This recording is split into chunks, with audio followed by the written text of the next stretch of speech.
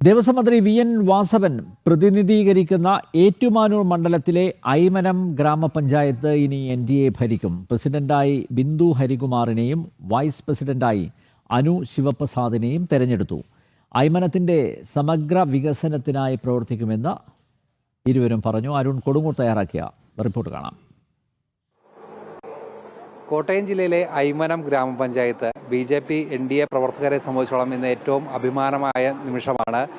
മന്ത്രി വി.എൻ. വാസവന്റെ മണ്ഡലത്തിൽപ്പെട്ട പഞ്ചായത്താണ്. അവിടെ പ്രസിഡന്റ്, വൈസ് പ്രസിഡന്റ് അത് BJP ആണ്. BJP ഏറ്റവും വലിയ ഒറ്റക്കക്ഷിയായി കഴിഞ്ഞ ദിവസം തെരഞ്ഞെടുക്കപ്പെട്ടിരുന്നു. എന്തായാലും ഈ ഒരു നിമിഷം ഒരു അഭിമാനം നൽകുന്ന ഒരു നിമിഷമല്ലേ? തീർച്ചയായിട്ടും വർഷങ്ങളായിട്ടുള്ള പരിശ്രമത്തിൻ്റെ ഫലമായിട്ട് നമുക്ക് ഇവിടെ ഇപ്പോൾ 9 പേരെ വിജയിപ്പിച്ചെടുക്കാൻ സാധിച്ചിട്ടുണ്ട്.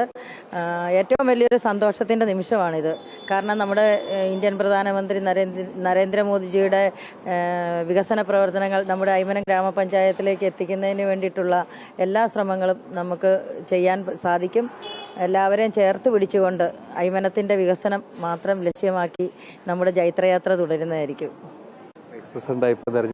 എങ്ങനെയാണ് ഈ ഒരു നിമിഷം?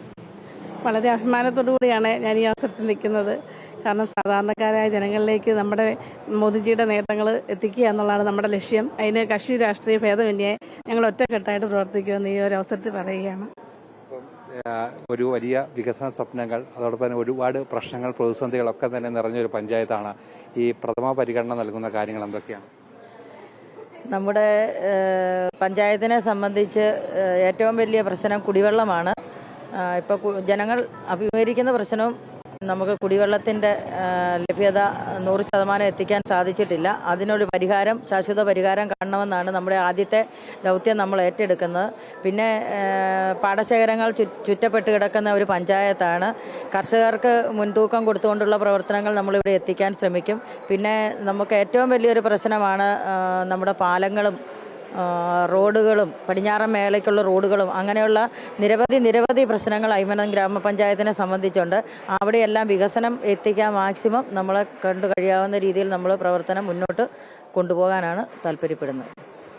തീർച്ചയായും ഐമനത്തിന്റെ ഒരു സമഗ്രമായ ഒരു വികസനം, അടിസ്ഥാനപരമായി ജനങ്ങൾ നേരിടുന്ന പ്രശ്നങ്ങൾ, ആ പ്രതിസന്ധികൾ, ആ പ്രശ്നങ്ങൾക്കൊക്കെ ഏറ്റവും പ്രധാനമായി പരിഹാരം കാണുക എന്നുള്ളതാണ് ആദ്യത്തെ ഒരു ലക്ഷ്യം. അതിനായുള്ള പ്രവർത്തനങ്ങൾ, അതിനായുള്ള രൂപരേഖ തയ്യാറാക്കിയുള്ള ഒരു പ്രവർത്തനം തന്നെയായിരിക്കും നിലവിൽ ഇവർ മുന്നോട്ട് വെക്കുന്നത്.